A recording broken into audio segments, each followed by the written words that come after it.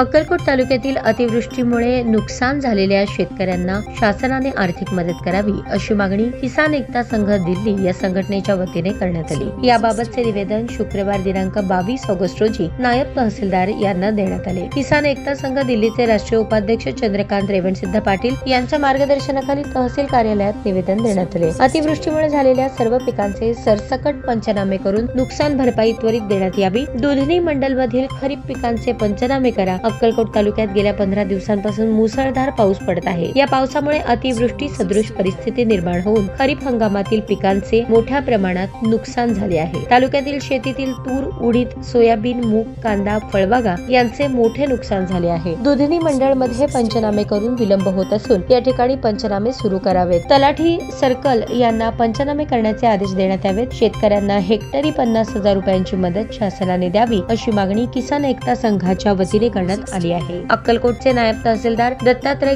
गायकवाड यांना निवेदन देण्यात आले। या प्रसंगी किसान एकता संघ दिल्लीचे राष्ट्रीय उपाध्यक्ष चंद्रकांत पाटील, तालुकाध्यक्ष रमेश वागे, उपाध्यक्ष नागेश कांबळे, शिवानंद नागणसुरी, सरपंच चांद जमादार, उपसरपंच सिद्धलिंग आंदेवाडी, मुबारक नाईकवाडी, मल्लिकार्जुन पाटील आदी उपस्थित होते।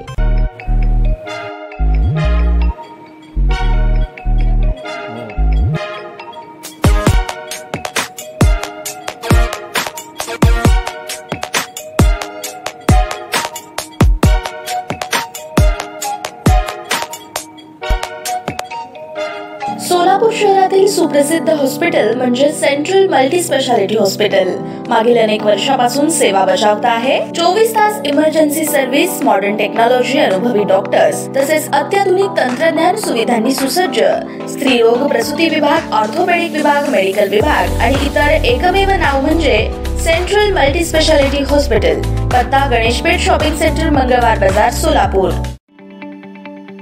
ताज्या बातम्या पाहण्यासाठी प्राईम महाराष्ट्र न्यूज चॅनलला सबस्क्राईब करा।